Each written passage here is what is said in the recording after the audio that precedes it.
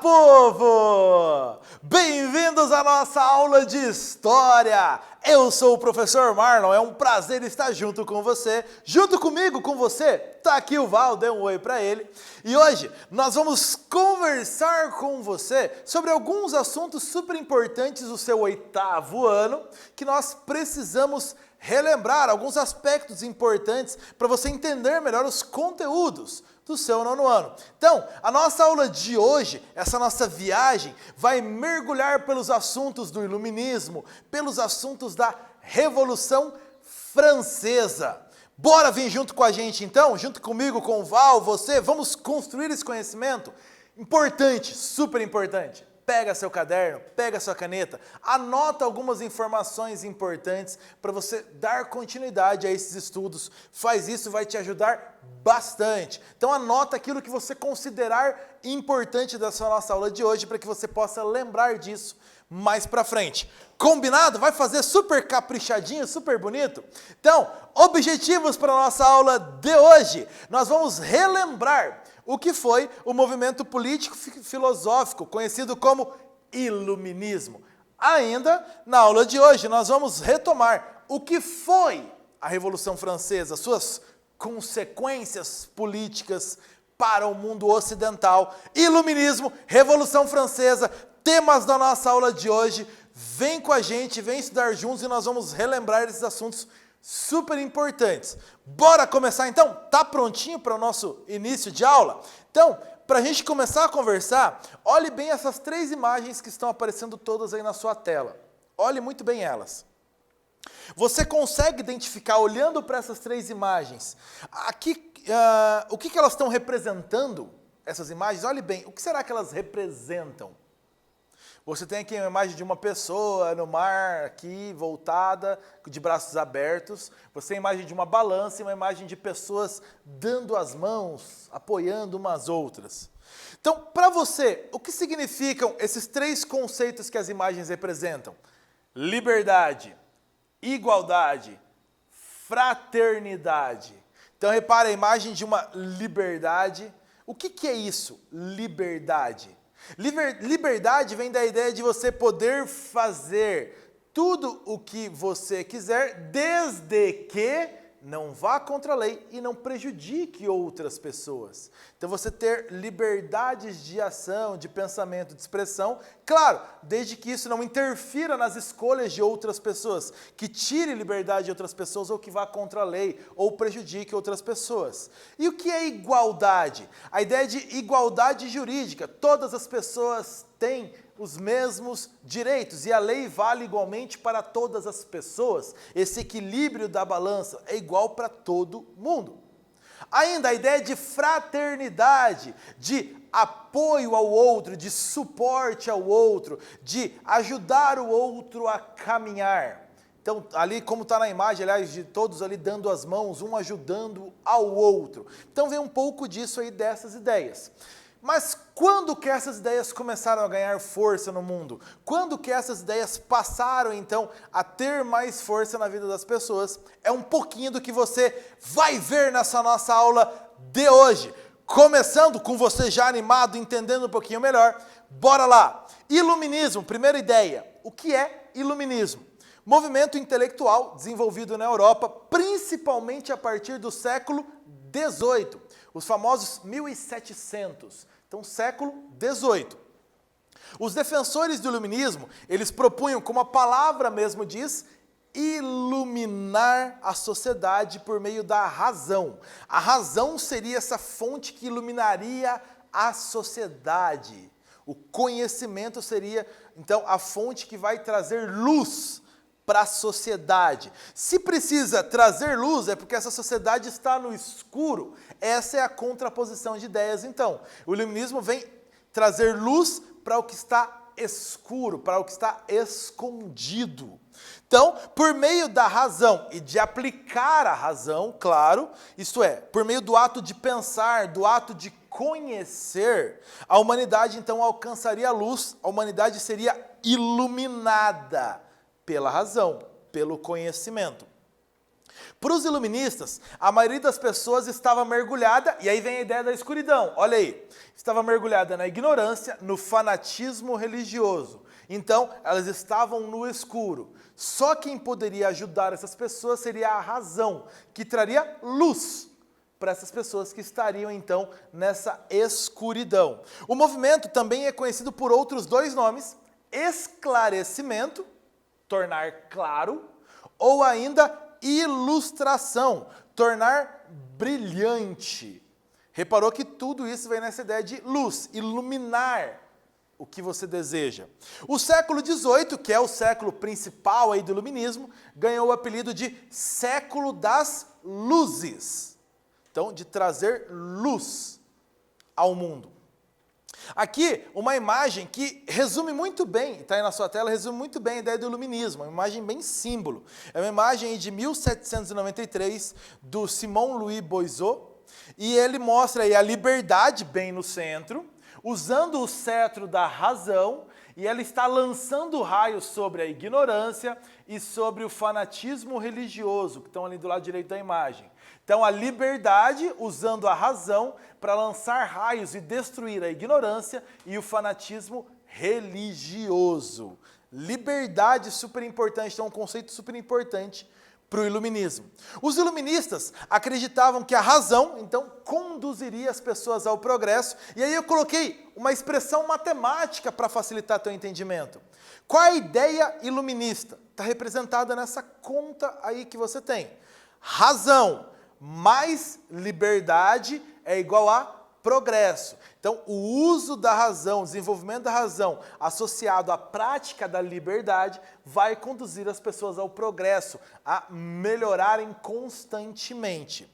Então, eles acreditavam que o mundo era regido por leis naturais e que era preciso conhecer essas leis naturais que regiam o mundo. Então, por isso, a dedicação à ciência. Falando em ciência, do lado esquerdo da tela está a imagem do químico, do cientista francês Antoine Lavoisier, conhecido como pai da química moderna, o primeiro a estudar a molécula da água, do H2O. E uma frase célebre dele: na natureza nada se perde, nada se cria, tudo se transforma. Então, repara, a ciência ajudando a entender melhor o mundo, as leis naturais do mundo. Então, uma boa valorização da ciência no iluminismo. O iluminismo, na sociedade política, era contra o antigo regime. Lembra o que é antigo regime? Ou absolutismo? O rei com poderes absolutos, ainda privilégios da nobreza e do clero, intolerância religiosa e falta de liberdade. Então, o iluminismo era contra todas essas características do antigo regime do absolutismo. Os iluministas defendiam que todas as pessoas devem ter os mesmos direitos. Igualdade. A liberdade de expressão, todas as pessoas têm direito à liberdade de expressão. E ainda, todas as pessoas têm direito à tolerância religiosa. Então, alguém que pensa diferente de você no campo religioso deve ser tolerado. E os governos devem servir ao povo. Não o povo servir ao governo. O governo está lá trabalhando para o povo. E que a vontade do povo deve ser soberana. A vontade do povo deve falar mais alto na política do que a vontade do governo. O governo deve servir ao povo. Aqui os principais nomes do iluminismo, você lembra de todos eles aí: John Locke, Montesquieu, Voltaire, Rousseau, claro, vários outros mais, lembra na enciclopédia, d'Alembert, Diderot, você tem outros nomes, aqui eu destaquei alguns dos principais para você lembrar. Agora, um quiz rapidinho para você responder sobre iluminismo. Qual era um dos principais pontos defendidos pelo iluminismo?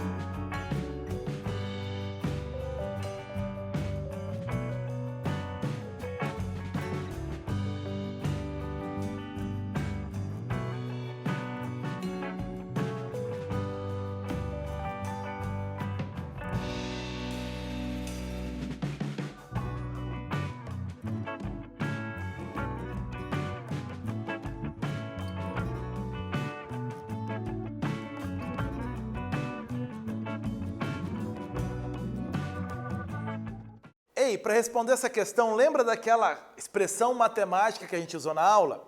Então, a razão aliada à liberdade levam as pessoas a conhecer mais, a progredir. Então, característica básica do iluminismo, razão e liberdade levam ao progresso. Tranquilo, você viu isso na aula de hoje. O iluminismo foi colocado em prática, um dos eventos que colocou ideias iluministas em prática foi a Revolução Francesa. Então, uma das herdeiras do iluminismo, a Revolução Francesa, e é sobre ela que nós falamos agora. Essa imagem aqui, aliás, ilustra um pouco da situação da França antes da Revolução Francesa. Você tem do lado esquerdo o povo, o terceiro estado, carregando nas costas o peso do clero e da nobreza, primeiro e segundo estados aqui. Então, o povo carregando, o terceiro estado carregando o clero e a nobreza e todo o peso deles. Lembra que a França era um estado absolutista, rei com poderes absolutos, sociedade dividida, isso. A maioria da população vivia no campo e, claro, essa maioria da população sofria com pesados impostos e até com falta de alimentos na França. Já a burguesia também estava insatisfeita com a situação política, principalmente com os gastos da monarquia e com os privilégios da nobreza e do clero. Lembre-se, essa burguesia fazia parte do terceiro estado. Então estava nesse terceiro estado que pagava impostos e não tinha retornos, não tinha privilégios, diferentemente da nobreza e do clero. Então você tem uma situação aí de desgaste do governo, do estado, com a população, principalmente do campo, e com a burguesia. Quando começa mais ou menos a Revolução Francesa? A partir da convocação da Assembleia dos Estados Gerais, que aconteceu em maio de 1789, a Assembleia convocada pelo rei da França, Luís XVI, para ajudar a resolver questões de falta de alimentos, de escassez na França, aí no final do século XVIII. Então essa Assembleia convocada pelo rei, da Assembleia dos Estados Gerais. Quais são os estados? Clero, nobreza e o povo em geral, o terceiro estado. Então, a Assembleia dos três estados. O terceiro estado iniciou uma revolta exigindo igualdade de voto, que todos os votos fossem por cabeça, por pessoa lá dentro. E o terceiro estado era a maioria. Essa imagem, aliás, mostra essa Assembleia dos Estados Gerais que nós falamos. Repare, do seu lado esquerdo, está aí na sua tela, você tem então o clero. Lá do lado direito da imagem, você tem a nobreza e mais ao centro da imagem o terceiro estado, o rei Luís XVI sentado ao trono bem na esquerda superior. Isso. Aí a Assembleia dos Estados Gerais. Então mostrando os três estados, o terceiro estado com muito mais membros. Então esse terceiro estado, sem conseguir a sua reivindicação de votos por cabeça, saiu da Assembleia Principal e reuniram-se no que eles chamaram de uma Assembleia Nacional com o objetivo: criar uma Constituição para a França. A monarquia francesa deveria obedecer a leis criadas pelos representantes da população. Criar uma Constituição. E, a partir desses eventos, nós temos o grande evento, colocado como grande evento iniciador da Revolução Francesa, que é o 14 de julho de 1789, aliás, até hoje, feriado nacional francês, o 14 de julho, que é o dia em que populares da cidade de Paris saíram às ruas, saqueando depósitos de armas, comércios, entre outros, e nessas invasões invadiram e tomaram a Bastilha. A Bastilha era uma prisão, principalmente destinada a inimigos políticos do governo do rei Luís XVI. Além disso, era onde também havia um estoque de armas e munições do exército da França. Então a população, e essa imagem também ilustra isso para você, a população tomando a Bastilha. O símbolo do absolutismo caiu nas mãos do povo. Então o 14 de julho é quando essa revolução ganha as ruas definitivamente. 26 de agosto de 1789, uma das primeiras decisões desses representantes do terceiro estado foi a Declaração dos Direitos do Homem e do Cidadão, no papel, dizendo que as pessoas têm direitos. Então, e o governo deve respeitar os direitos das pessoas uma ideia muito diferente do absolutismo até então praticado na França. O movimento ganhou as áreas rurais, não só as ruas de Paris, ganhou as áreas rurais. Membros do clero e da nobreza chegaram a fugir do país com medo, então, dessas manifestações. E ganha destaque o lema da Revolução Francesa: liberdade, igualdade, fraternidade, que nós falamos lá no comecinho da aula. Então essa era a ideia que a população dizia defender. Todos são livres, todos são iguais perante a lei e todos devem se ajudar a construir uma sociedade melhor, mais fraterna. A Constituição foi aprovada em 1791 e a partir daí a França virou uma monarquia, o rei continuava no poder, uma monarquia constitucional, mas então o rei deveria obedecer à Constituição. Porém, o rei Luís XVI se recusou e fugiu do país. No meio dessa fuga, ele acabou preso. O rei Luís XVI, o rei da França, antes com poderes totais e absolutos, preso. Uma atividade, então, agora para você ver se está entendendo aí como está esse ambiente da França no início da Revolução Francesa. Lembra que a gente viu uma imagem muito parecida com essa no meio da aula. Agora, analise bem essa imagem. Eu sabia muito bem que chegaria a nossa vez. Essa é a frase aí que simboliza essa imagem. Observe a posição de cada indivíduo nessa cena e responda as duas perguntas. A. Quem são os indivíduos representados? B. Que relação tem essa imagem com a Revolução Francesa?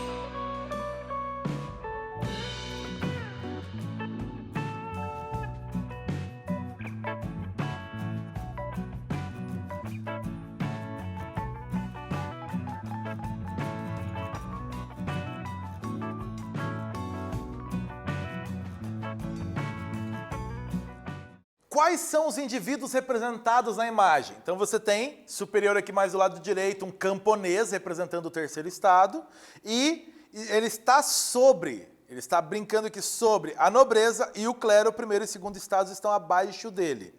Então, qual é a relação dessa imagem com a ideia da Revolução Francesa? A imagem mostra o fim dos privilégios do clero e da nobreza, que isso, é claro, aconteceu como a gente viu na Revolução Francesa. Os membros do terceiro estado, eles se julgavam injustiçados, lembra, antes da Revolução Francesa, no absolutismo. E com a Revolução Francesa, eles viam que agora haveria uma valorização deles, uma possível valorização do terceiro estado, tanto dos camponeses quanto da burguesia. Então, seria a vez agora desse terceiro estado com a Revolução Francesa, é isso que a imagem está tentando mostrar para você. Tranquilo? Como foi realmente, então, o processo da Revolução Francesa? O rei Luís XVI preso. Então, se não tem rei, agora a França era uma república. E quem assumiu a liderança dessa república no período chamado Convenção Nacional foram os jacobinos, os representantes da pequena burguesia, e esses jacobinos liderados por Robespierre. A Convenção Nacional recebeu um outro apelido, o chamado Período do Terror. Esse período do terror teve esse nome por causa da violência com que os suspeitos de oposição ao governo dos jacobinos eram tratados. Um exemplo que deixa muito claro como eram tratados, foi o rei Luís XVI foi condenado à morte na guilhotina, assim como outros suspeitos de oposição. Então, o uso constante e sistemático da guilhotina, a condenação à morte dos suspeitos de oposição ao governo dos jacobinos. Mas, em 1794, o Robespierre e outros líderes jacobinos sofreram um golpe aí de Estado e foram presos por deputados girondinos e da planície, os outros representantes aí dessa burguesia. E instalou-se então o chamado governo do Diretório, um governo composto aí por 5 membros desses partidos, que representavam esses interesses da alta burguesia. Então, saiam os jacobinos, entra então no diretório os girondinos principalmente. E em 1799, fechando a Revolução Francesa, Napoleão Bonaparte, general do exército, foi convidado então a assumir o poder, e a partir daí a gente tem uma nova fase na história da França. Lembrou de Revolução Francesa? Legal, essa era a ideia, esse era o objetivo. E o que você revisou na aula de hoje, criança? Você revisou que o iluminismo valorizou o uso da razão e da liberdade como elementos fundamentais para alcançar o progresso. Razão e liberdade fundamentais para alcançar o progresso. Ainda, o iluminismo alterou esse pensamento político-filosófico, principalmente a partir do século XVIII.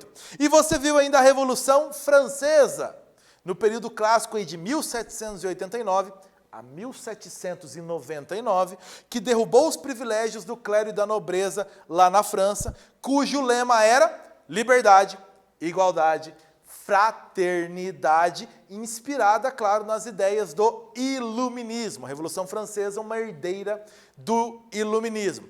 A gente termina por aqui essa nossa aula de hoje. Espero que você tenha aprendido muito, anotado muito. Bons estudos para você. E eu vou ficando por aqui. Tchau, povo!